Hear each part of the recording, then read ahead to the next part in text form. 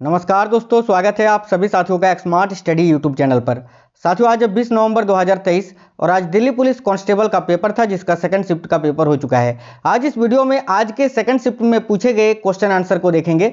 तो जो साथी लोग आज पेपर देकर आए हैं वो तो मिला लीजिए कि आपने जो सेंटर में आंसर किया वो सही है या गलत है। और जिनका पेपर अभी आने वाले दिनों में है साथियों, बहुत क्वेश्चन रिपीट हो रहे हैं, आपके लिए तो रामबाण है। तो शुरू से अंत तक देखना है। मैं डेली आपको हर एक शिफ्ट का एनालिसिस करवा रहा हूँ, इसके अलावा एक्सपेक्टेड क्वेश्चंस भी आपको करवा रहा हूँ और वही एक्सपेक्टेड क्वेश्चन से आपको आपके पेपर में क्वेश्चंस देखने को मिल रहा है। जो वीडियोस में करवा रहा हूं आपको उन क्लासों को जरूर देख कर जाना, आपका सारा पेपर वहीं से बन रहा है। और साथियों चलिए फिर देखते हैं आज के सेकंड शिफ्ट में पूछे गए प्रश्न। तो सभी लोग क्लास को एक लाइक कर देना। क्लास अगर पसंद आए तो अपने सभी दोस्तों तक जरूर शेयर करिएगा। आप में से जो भी साथी नए हैं चैनल को सब्सक्राइब करके बेल आइकन को ऑन कर लीजिए, क्योंकि इसके बाद दिल्ली पुलिस के बाद अभी एसएससी जीडी आने वाला है जिसका धमाकेदार बिल्कुल तैयारी करवाएंगे आपको। तो चलिए देखते हैं आज के सेकंड शिफ्ट में पूछे गए प्रश्न। तो देखिएगा ध्यान से। एक क्वेश्चन तो आपसे यह पूछा गया था कि सुभाष चंद्र बोस की जयंती कब मनाई जाती है। तिथि आपसे पूछा था किस तिथि को मनाया जाता है। तो देखिए, सुभाष चंद्र बोस की जयंती प्रत्येक वर्ष 23 जनवरी को मनाया जाता है। और साथियों अगर आपसे पूछे कि किस दिवस के रूप में मनाते हैं तो पराक्रम दिवस के रूप में मनाया जाता है सुभाष चंद्र बोस जी की जयंती प्रत्येक वर्ष 23 जनवरी को, यह याद रखिएगा। आगे एक क्वेश्चन पूछा था, देखिए तानसेन को मियाँ की उपाधि किसने दी थी। तो साथियों देखिए, तानसेन जो है ना अकबर के नवरत्नों में से एक थे और अकबर ने ही तानसेन को मियाँ की उपाधि दी थी। तो इसका करेक्ट आंसर हो जाता अकबर। ठीक है, तानसेन को मियाँ की उपाधि किसने दी थी, तो अकबर ने दी थी।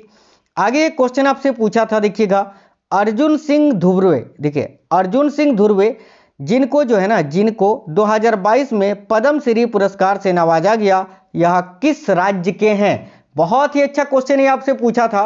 तो साथियों देखिए, अर्जुन सिंह धुर्वे जो कि जिनको जो है 2022 में पद्म श्री पुरस्कार से नवाजा गया था, ये किस राज्य के हैं। तो साथियों करेक्ट हो जाता मध्य प्रदेश के। याद रखना, अर्जुन सिंह धुर्वे को कला के क्षेत्र में पद्म श्री दिया गया था साथियों 2022 में। ठीक है, आपसे पूछा था किस राज्य के थे, तो मध्य प्रदेश करेक्ट हो जाता।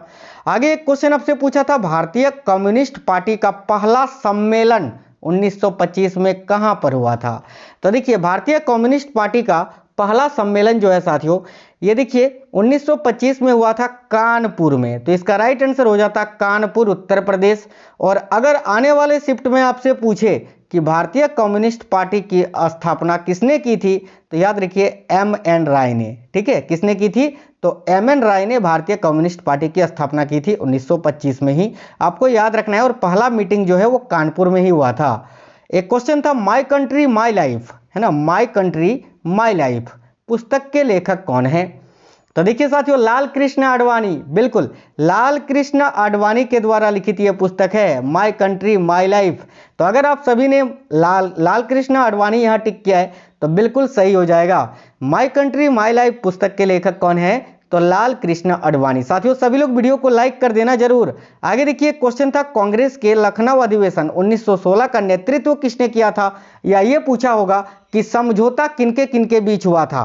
तो देखिए, ये क्वेश्चन एग्जैक्ट नहीं मिल पाया है कि क्या पूछा था, तो आपको दोनों ही बता देते हैं जो जो पूछ सकता है इससे रिलेटेड। तो देखिए, कांग्रेस का लखनऊ अधिवेशन 1916 का नेतृत्व अगर पूछा था किसने किया था, तो करेक्ट हो जाएगा अंबिकाचरण मजुमदार। ठीक है, और अगर आपसे पूछा था समझौता किनके किनके बीच हुआ था, तो देखिए बाल गंगाधर तिलक और मोहम्मद अली जिन्ना के बीच जो है यह लखनऊ समझौता हुआ था 1916 में।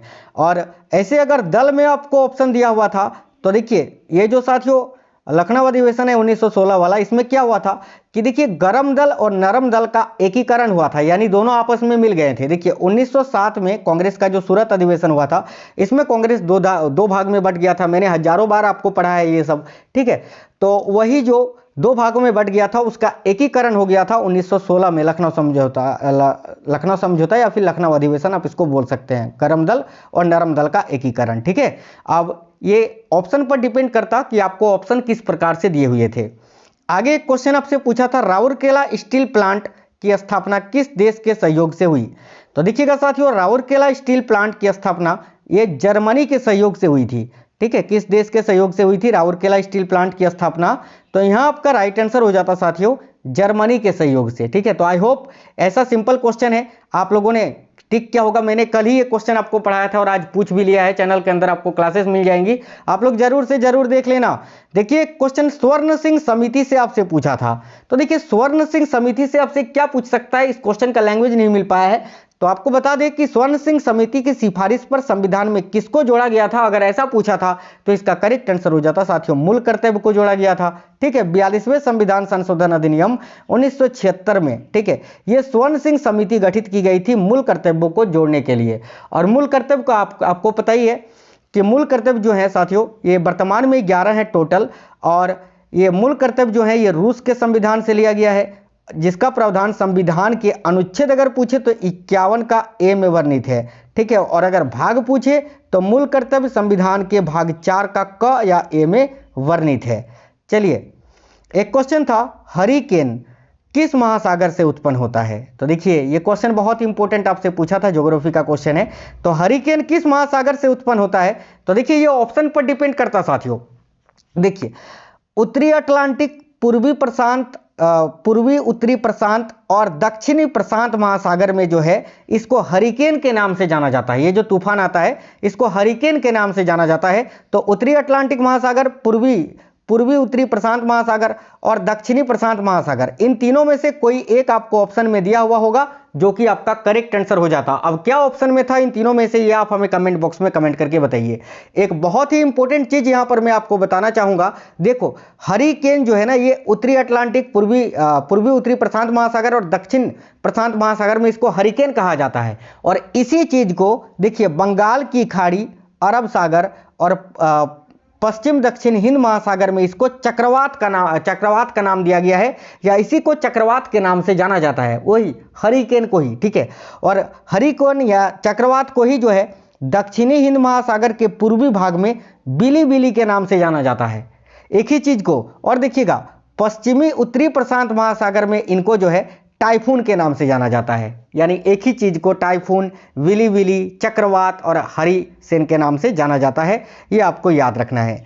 आगे एक क्वेश्चन आपसे पूछा था, कबड्डी के मैदान का माप कितना होता है? किसी साथियों का कहना है सर खो-खो का पूछा था, तो दोनों ही आपको बता देते हैं। अगर आपसे कबड्डी का पूछा था तो देखिए कबड्डी महासंघ के हिसाब से कोर्ट का जो माप होता है कबड्डी का, वो होता है साथियों 13 मीटर गुने 10 मीटर। ठीक है, 13 गुने 10, तो 13 गुने 10 आपको दिया होगा जो कि करेक्ट हो जाता। और देखिए अगर खो खो का पूछा था तो खो खो के मैदान का जो आकार होता है साथियों, वो क्या होता है? आयताकार होता है, और जिसका माप होता है 27 मीटर गुने 16 मीटर। याद रखना, अगर ये नहीं भी पूछा था तो आपसे आने वाले शिफ्टों में पूछेगा। आगे देखिए क्वेश्चन आपसे पूछा था, कमला नारायण का संबंध किस नृत्य से है? तो देखिएगा ध्यान से साथियों, कमला नारायण का संबंध किस नृत्य से है? तो यहां आपका करेक्ट हो जाता साथियों भरतनाट्यम से। और देखिए भरतनाट्यम जो कि तमिलनाडु राज्य का शास्त्रीय नृत्य है, यह आप सभी को पता होगा। आगे एक क्वेश्चन पूछा था, अटुक्कम उत्सव या अटुक्कम, इसको पूरा नाम है अटुक्कम पोंगला उत्सव, ये कहाँ मनाया जाता है? तो ध्यान से देखिएगा, ये जो अटुक्कम महोत्सव है साथियों या अटुक्कम पोंगला महोत्सव है, ये कहाँ मनाया जाता है? तो केरल में। तो केरल इस क्वेश्चन का आपका राइट आंसर हो जाता साथियों। एक चीज मैं आपको बता दूं, अगर आप में से किसी को भी कोई भी क्वेश्चन याद है साथियों, तो इस वीडियो के नीचे कमेंट बॉक्स में कमेंट कर देना। और देखिए डेली आपको रात में 7 बजे वह 1, 2 और 3, इन तीनों शिफ्टों में जो पेपर हो रहा है, उन तीनों शिफ्टों के क्वेश्चन आंसर आपको एक ही वीडियो में मिल जाएंगे, तो उन क्लास को आप लोग डेली जरूर देखा करना। देखिए एक क्वेश्चन आपसे पूछा था, वैदिक काल में परिवार के मुखिया को क्या कहा जाता था? बहुत ही अच्छा क्वेश्चन ये आपसे पूछा है। तो वैदिक काल में परिवार का जो मुखिया होता था उसको क्या कहा जाता था? तो कुलप कहा जाता था या कुलपति कहा जाता था? दोनों एक ही चीज है, या तो कुलप या कुलपति। तो दोनों में से आपको कोई एक ऑप्शन में रहा होगा जो कि करेक्ट आंसर हो जाता। देखिए एक क्वेश्चन कंप्यूटर का मिला था कि प्रिंट करने की शॉर्टकट की क्या होती है? ये बिल्कुल सिंपल क्वेश्चन है साथियों।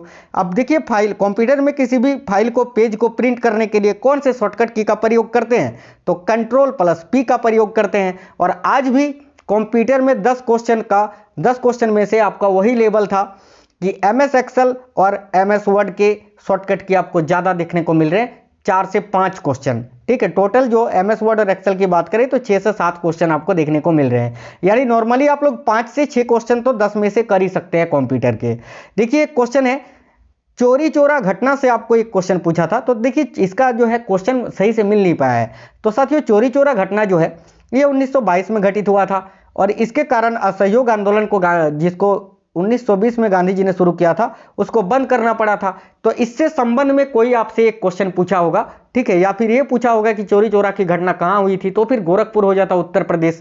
ये क्वेश्चन क्या था, अगर आप में से किसी को याद है तो कमेंट बॉक्स में कमेंट कर दीजिए। इसके अलावा कोई भी क्वेश्चन याद है तो कमेंट जरूर कर देना, ताकि रात वाला जो वीडियो आएगा जिसमें तीनों शिफ्ट के क्वेश्चन रहेंगे उसमें मैं ऐड करके आपको बता सकूं।